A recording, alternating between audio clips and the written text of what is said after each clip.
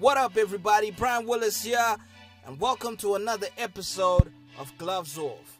First off, I'd like to say thank you to everybody that is subscribing to the channel, everybody that has given a comment, everybody that gave a suggestion, everybody that has shared the links. Thank you so much. You guys mean so much to me. Without further ado, let the episode begin, man. So,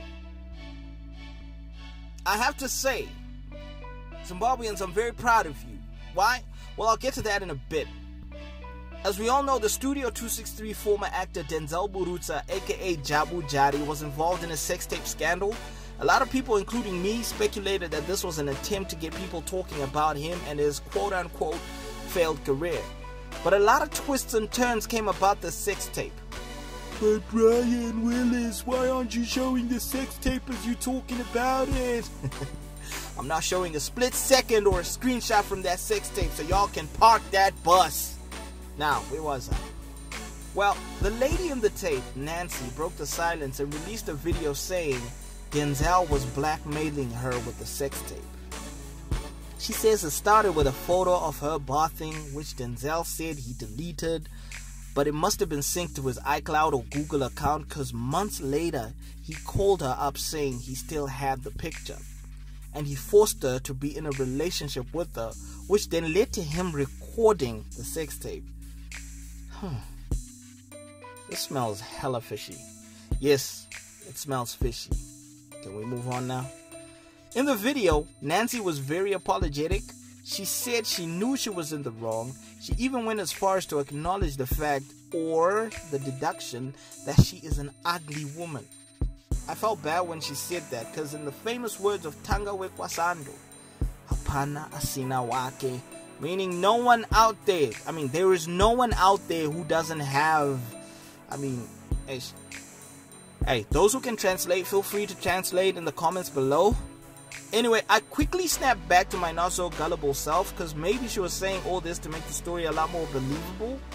Now those people are like in those reality shows like America's Got Talent. They always got this, my mom was a singer and I really wanted to make her proud, so I'm going to sing a song and I dedicate it to my late mother. You know, it always makes people like fall for those things. You know, if you don't, make people sad a bit, you can't sell your story properly. But, I'm not that gullible. So, she went on to talk about her rash that was very visible in the whole sex tape, saying it's not an STI.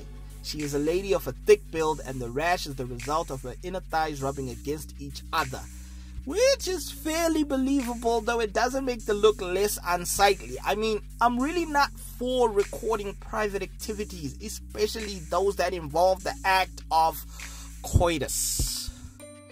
Things leak ever so easily nowadays. Worse still, when you know you have such a breakout happening in your nether regions, these stories never end well. You think the story ends there though? No. In the video, Nancy blames her former best friend, Lucy, for leaking the video, of which Lucy says, hell nah.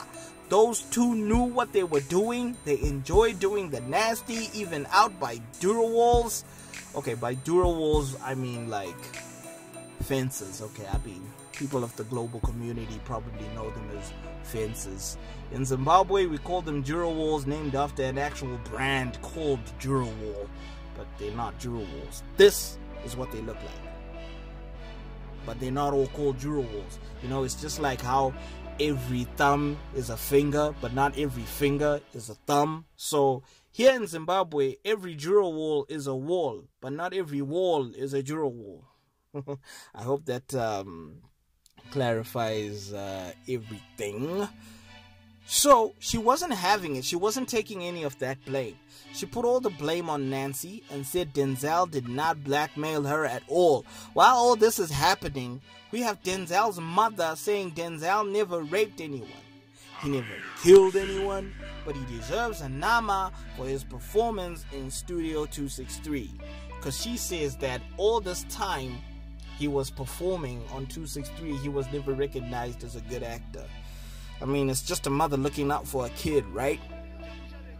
I mean, she totally omitted the fact that Denzel is married and somewhere out there is a broken-hearted wife. It's a good thing this woman is actually not Denzel's biological mother, but a relative of Denzel's nonetheless. Surely this whole story should end with people making a mockery of Nancy and her nether region issue, right? But no. Instead, we have well-wishers out there who decided to donate all sorts of creams and stuff to help her with her situation.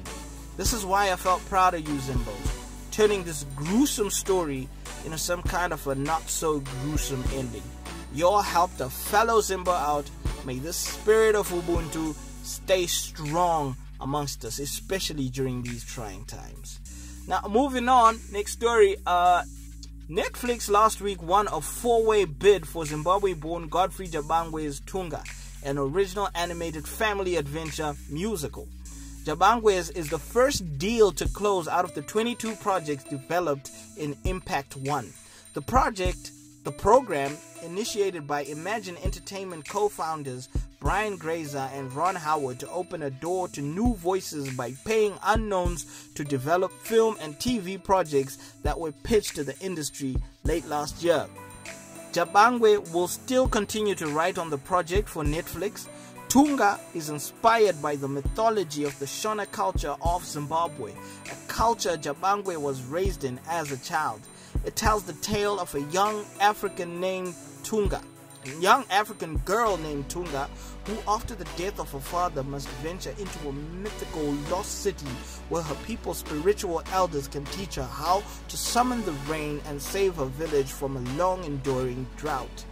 This is a major win for Zimbabwe as our stories get to be told on a global stage. So major shout out to Godwin Jabangwe for raising the Zim flag high. I am so proud of that fellow Sadza eater. Very proud of you, man. Keep it up, man. Keep it up.